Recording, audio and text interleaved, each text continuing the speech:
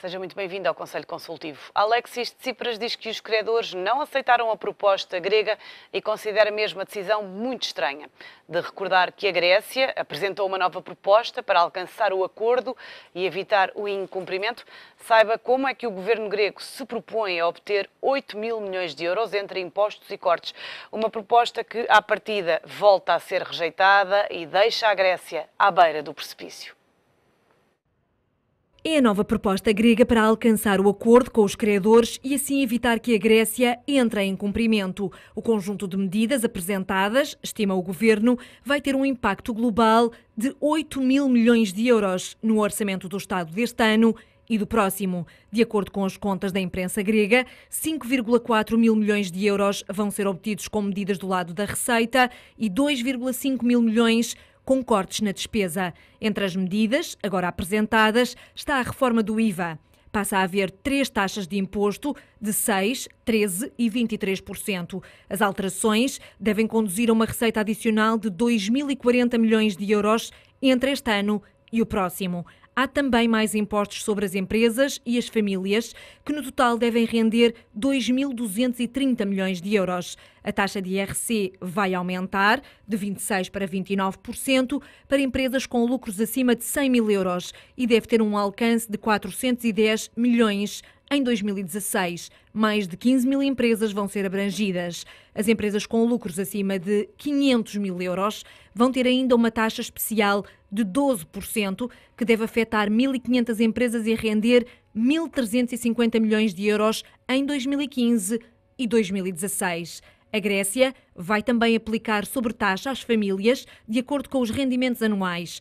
0,7% em salários anuais acima de 12 mil euros, de 1,4% para rendimentos superiores a 20 mil euros, de 2% acima de 30 mil euros, 4% para os rendimentos que ficam acima de 50 mil euros anuais e de 6% para salários superiores a 100 mil euros. Receita total, 470 milhões nos 2 anos. Nas pensões, passa a haver restrições às reformas antecipadas. Há também um aumento das contribuições de 3,9% para as pensões. Os pensionistas vão ainda descontar mais 5% para os sistemas de saúde e entre 3% a 3,5% para fundos suplementares. No total, as medidas para os pensionistas devem render 2.525 milhões de euros. Há depois outras medidas com um alcance de mais 1.104 milhões de euros, entre a redução da despesa na defesa, impostos sobre publicidade na televisão, impostos mais altos para produtos de luxo, para os jogos e ainda licenças de telecomunicações 4 e 5G. O maior impacto da austeridade está concentrado no orçamento de 2016. Este ano o pacote de medidas alcança 2.692 milhões de euros, cerca de 1,51% do PIB, e no próximo ano o impacto mais do que duplica para 5.207 milhões de euros, o que equivale a 2,87% do PIB. Esta é a nova proposta que o governo grego apresenta para um acordo à 25ª hora. É um dos temas para análise no Conselho Consultivo de hoje, pelos comentadores do ETV, Miguel Prata Roque, Beja Amaro e também Hugo Miranda. Muito obrigada a todos pela presença neste Conselho Consultivo. Hugo Miranda, causa-lhe surpresa este volte-face? Causa alguma surpresa na medida em que foram criadas expectativas pelos decisores políticos, pelas partes envolvidas no processo, de que finalmente estariam próximos de um acordo. Agora, a verdade é que o lápis vermelho que nós podemos ver, que está nos escaparatos dos jornais, mais parece um documento de um início de negociação e não um documento de uma negociação que já se arrasta há meses, não é?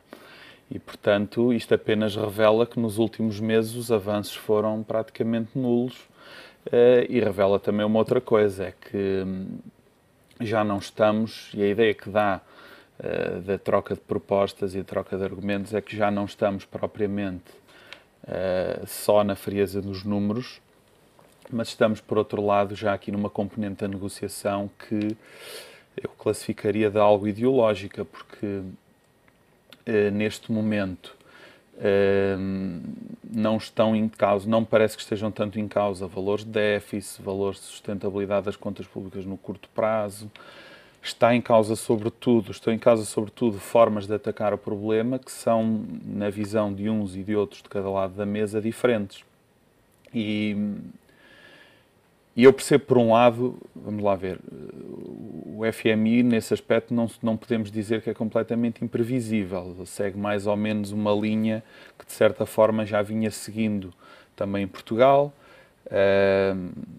mas em Portugal acabou por viabilizar, ao mesmo tempo, um grande aumento de impostos que agora não viabiliza na Grécia. Embora também seja aqui compreensível, por um lado, uma vez que em Portugal, quando esse colossal aumento de impostos, como disse o Ministro das Finanças da altura, foi um pouco consequência daquilo que tinha acontecido do lado da despesa com o Tribunal Constitucional. Portanto, na Grécia não se verifica até à data esse facto, e, portanto, é entendimento do FMI que, no médio e no longo prazo, a sustentabilidade destas medidas acabará por trazer mais efetividade se forem mais compensadas do lado da despesa e não do lado da receita, nomeadamente no que concerne às pensões.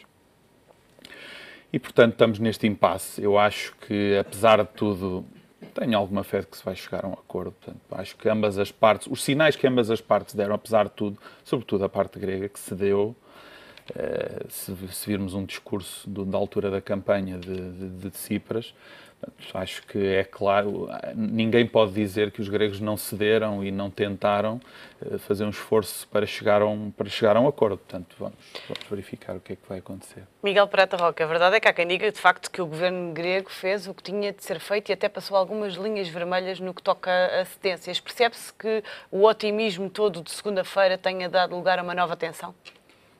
O que eu acho que é preocupante é nós estarmos a caminhar para uma Europa de ideologia única. Isso, de facto, é preocupante, porque também convém clarificar estes mecanismos. É o próprio Tratado de Funcionamento da União Europeia que garante que, quando um Estado está em dificuldades, a União Europeia acorre a esse mesmo Estado. E depois é remetido para uma decisão do Conselho. Há um regulamento do Conselho sobre este mecanismo de apoio financeiro que diz que o Estado tem que apresentar determinadas medidas de reforma estrutural, precisamente que compensem esse auxílio por parte da União Europeia. Eu, quando percorro as várias medidas que o governo de Tsipras propôs, não encontro nenhuma reforma estrutural. Encontro mais impostos, mais contribuições, cortes espúrios na defesa, imposto sobre o jogo, imposto sobre produtos de luxo. Praticamente tudo do lado da receita e quase nada do lado da despesa. Tudo do ponto de vista da obtenção de mais receita. Portanto, quando os membros da Comissão Europeia enchem a boca para falar de reformas estruturais, convinha que tivessem um pouco de decência e que falassem verdade aos cidadãos europeus. Aqui o que se trata apenas é cortar num orçamento do Estado para permitir esse apoio financeiro. Essa é a primeira questão. Depois, outra coisa absolutamente assustadora do meu ponto de vista é que a União Europeia norteia-se por promoção de um sistema que é um sistema de economia social de mercado, que visa a promoção da qualidade de vida e do pleno emprego. E, portanto, os Estados-membros devem ser livres para alcançar esse objetivo. E, portanto, cada um dos Estados, os povos, têm o direito. Nós não vivemos na ex-URSS. A União Europeia, durante a Europa, enquanto bloco político, lutou contra esse monolito ideológico que era o URSS e neste momento estamos a caminhar para um sistema em que, de facto, não há alternativa política. Os cidadãos, não vale a pena os cidadãos votarem de 4 em 4 anos porque as medidas são sempre as mesmas. Ora, aquilo que a União Europeia pode exigir aos Estados-membros é fixar objetivos e, do ponto de vista das finanças públicas, objetivos orçamentais. Se esses objetivos estão alcançados, não há nenhuma razão para que a União Europeia venha depois recusar as propostas destes mesmos Estados. Depois há outro aspecto importante, é que esse regulamento do Conselho também determina que o Banco Central Europeu não pode financiar diretamente os Estados. Ora, o Banco Central Europeu financia as instituições de crédito, os bancos, a uma taxa que neste momento ronda os 0,3%, 0,4%. E depois as próprias instituições europeias financiam os Estados-membros que estão em situação de apuro a 2,5%, a 3%. E, portanto, esta margem de 2,2%, de 2,7% é uma margem que é capturada pelas elites que pertencem a esses mesmos bancos, o que também explica muito este negócio. Aliás, esta oscilação nas bolsas serve também para alguns brokers fazerem algum rendimento na oscilação dos valores da dívida pública e, portanto, compreende-se que haja troca de informações por porta-vozes da Comissão Europeia. Benjamar, a verdade é que desde segunda-feira para cá esperava-se que houvesse mais resistência interna do que externa. Tudo indicava que iria haver acordo, pelos vistos, para já não há. Percebe esta ruptura nas negociações? Eu percebo perfeitamente. E quando digo percebo perfeitamente, e ainda bem, eu vou pôr o ainda bem entre aspas, porque realmente não acho bem. Mas tanto o Miguel como o Hugo colocaram a questão, e eu não vou discutir números, já não vale a pena no momento em que estamos. Colocaram a questão no sítio certo e que tenho visto poucas vezes ser colocada, mas que é correta. É um problema ideológico neste momento, é um problema de modelo, é um problema claramente político, em que as questões económicas foram, entre aspas, ultrapassadas. Nós temos que, mesmo que se venha a verificar um acordo, muito provavelmente sim, é uma questão, ainda esta semana, para a semana, já é pouco importante, sinceramente, porque a questão foi posta. Para a Grécia, para terminar o resgate, está a questão é política deste... Vamos lá ver, estes são prazos que alguém os marcou administrativamente num determinado momento, mas o problema é um problema político e mesmo que cheguem a acordo, desculpe, eu não devo fazer isto, não fica bem, que é perguntar a quem me entrevista se acredita, portanto, eu espero, não me responda, porque eu respondo por si, se acredita que a dívida grega vai ser paga alguma vez na vida, ou a portuguesa, não vai. Portanto, estamos, digamos que, num plano que é um plano completamente distinto e estamos a brincar, e aqui é que é grave, estamos a brincar, neste caso, porque estamos a falar da Grécia, com um país, com uma população, e estamos digamos que se alargarmos a nossa visão, estamos a pôr em causa, ou a poder pôr em causa, toda uma estratégia geopolítica muito complicada. Porque, como nós aqui já referimos em alturas anteriores, quando estamos a discutir a Grécia, não estamos a discutir só a Grécia, estamos a discutir a Europa, estamos a discutir o Médio Oriente, estamos a discutir, digamos que, os novos poderes da Rússia, para não lhe chamar a União Soviética, que está quase.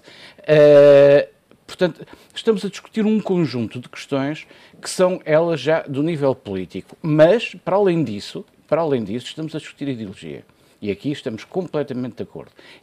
E o que eu acho estranho e fantástico é não se ter percebido logo isso. Porque quando, digamos que a Grécia altera e vota, se quisermos à esquerda, passamos a discutir ideologia. Porque o modelo digamos que é... E está claro nas propostas que são... Eu sinceramente tenho muita pena de nós termos na Europa...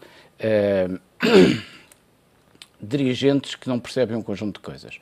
Porque é claro desde o princípio que estamos a discutir também ideologia. E quando passamos para a parte da economia, nós deveríamos levar com a análise e com as decisões também essa mesma ideologia e enquadrá-la devidamente. E não foi feito. É evidente, ao não ser feito, chegamos a esta situação. Porque agora parece estarmos a discutir ideologia. E quando falamos de Fundo Monetário Internacional e as posições que ele tem tomado, ainda mais o estamos a fazer. Porque teremos que olhar para o Fundo Monetário Internacional, para quem o financia e quais são as posições internacionais e históricas deste Fundo Monetário Internacional. Eu, sinceramente, nunca percebi, é evidente que percebi, não estaria de acordo, como é que o Fundo Monetário Internacional entra na Troika, digamos que gera e vem gerir países que fazem parte de uma União. Não faz grande lógica, não tem grande lógica à partida. Nós, se temos umas instituições europeias, deviam ter sido elas, autonomamente, a encontrar as soluções. Precisavam de dinheiro, não brinquem comigo. Vamos olhar também para a TAP. Está assinado o contrato de compra e venda da companhia aérea, apesar de David Neeleman e Humberto Pedrosa não poderem já, ou terem que esperar algum tempo ainda para a gestão da companhia. Eu pergunto-lhe se abre um novo capítulo na história da TAP. Abre certamente. É uma mudança, não é de sumenos. Eu acho que abre-se um novo capítulo, mas é também o fecho de um capítulo, de uma medida anunciada há décadas, não é? E, portanto, já há muito tempo que vários sucessivos governos vinham tentando privatizar a TAP. E acho que este desfecho era mais ou menos esperado, não fosse neste governo, seria no próximo. Se não fosse, enfim, não me surpreende nada este desfecho. Eu acho, vamos lá ver, tendo este assunto fechado, digamos assim, eu acho que está mesmo fechado, porque não me parece que vai haver qualquer reversão deste negócio no futuro, nem parece que isso seja execuível. Eu acho que é interessante termos, e sinceramente surpreende-me, investidores privados de referência dispostos a fazer investimentos avultados no crescimento da TAP. E esse é o ponto positivo que eu gostava de ressalvar. A questão, obviamente, há sempre aqui uma questão para debate, que é a questão de se isso não poderia ter sido feito ainda no âmbito do Estado. A verdade é que as circunstâncias são o que são e, portanto, hoje em dia no mercado, o ponto a que a TAP chegou, com grandes dificuldades financeiras, com dificuldades de tesourarias imediatas e, acima de tudo, sem capacidade para investir e ser competitiva no mercado internacional, eu não vejo muitas outras soluções do que não esta que foi encontrada. E, neste momento, aquilo que eu faço votos é de que o caderno de encargos ou a cartilha de intenções que foi anunciada pelos investidores privados venha a ser executada e se traduza, enfim, naquilo que todos nós queremos, que é aqui uma TAP forte, em crescimento, que mantenha a ligação, eu acho que isso estava mais ou menos salvaguardado no caderno de encargos, que mantenha algumas questões que são fundamentais para os portugueses, que têm a ver com as ligações dentro do espaço de língua portuguesa. E, acima disso, eu acho que olho com alguma expectativa positiva para os próximos tempos na TAP. Miguel Prata Roque, o negócio ainda está dependente de Bruxelas. Ainda pode haver uma reversão? Certo, que o que foi assinado foi um contrato de promessa, nem sequer o contrato definitivo, porque ele está dependente, de facto, da apreciação por parte da Comissão Europeia, da apreciação também, quer na perspectiva de saber qual é o controle da empresa, se o controle da empresa é verdadeiramente europeu ou se é extracomunitário. Porque existe um regulamento de 1994 que exige que, no caso das transportadoras aéreas, esse controle seja europeu. Ontem é interessante que a conferência que é dada pela Gateway é toda dirigida pelo David Neeleman e não propriamente por Humberto Pedrosa, o que levanta dúvidas sobre, efetivamente, quem é que domina a operação. Isto, a meu ver, obviamente levantará problemas complexos na Comissão Europeia. Do ponto de vista da opção, eu acho que estamos numa fase de fúria privatizadora. E, neste caso, essa fúria traduz-se quase de que num período rapinador em curso, um novo PREC.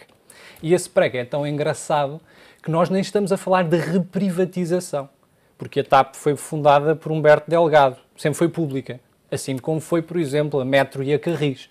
E é engraçado que se invoque o direito da União Europeia para que o Estado não faça aquilo que deva ser feito. Porque vamos ver quais são as medidas. Fazer agora? Vamos ver quais são as medidas que estão aprovadas. Renegociação, rapidíssimo.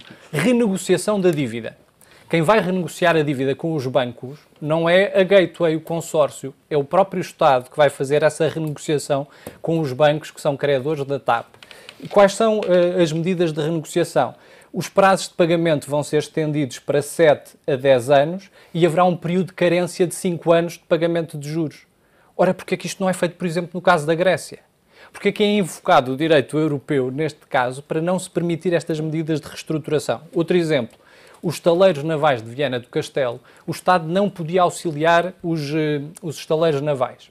e, portanto, cancelou uma encomenda de 2 navios para a Armada Portuguesa. Mal a empresa foi privatizada, o Estado encomendou esses mesmos 2 navios à empresa privada que ganhou o processo de privatização. Portanto, tudo isto, a meu ver, é excessivamente bizarro. Benjamar. É bizarro. É claramente bizarro. Mas eu, em relação à TAP, eu vinha e estou, digamos que, pronto a dizer que é um pouco mais da nossa soberania que se vai embora.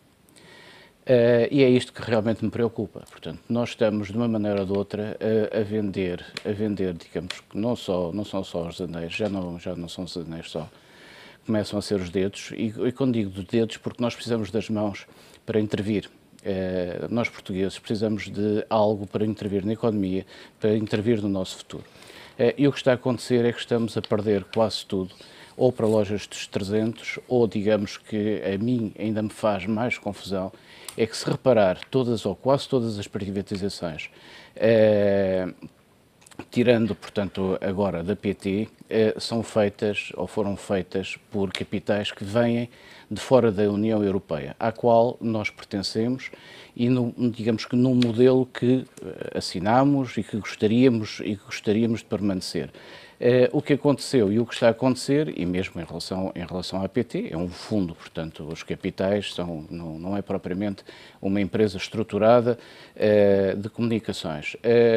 Isso causa-me uma certa estranheza, não é estranheza, causa-me uma certa tristeza em relação ao futuro de Portugal e ao futuro que os portugueses poderão ter de intervir na sua economia e de intervir no seu futuro. E acho que isso... Permite-me só... Já agora acrescentava, é que ainda recentemente, em relação à EDP, foram repatriados 1.200 milhões de euros da empresa chinesa, que é uma empresa estatal. É engraçado que se fala em privatização, quando depois a venda é feita a um Estado soberano estrangeiro, ainda por cima, neste caso, uma República Popular Comunista, e neste momento houve uma repatriação de 1.200 milhões que a EDP obteve de lucro para território chinês. E esse é o perigo, perda de mais-valia e criação de riqueza. Eu vou só referir mais uma pequena precisão, é que não foi para a China. Foi para comprar outras empresas noutros locais da Europa e dos Estados Unidos da América, que foram compradas com o dinheiro dos lucros da EDP. O Ministro da Economia ontem, e para terminar, dizia que o Governo fez o que tinha a fazer para bem da economia portuguesa. Repare, vamos lá ver. É que a TAP não é o primeiro exemplo na Europa.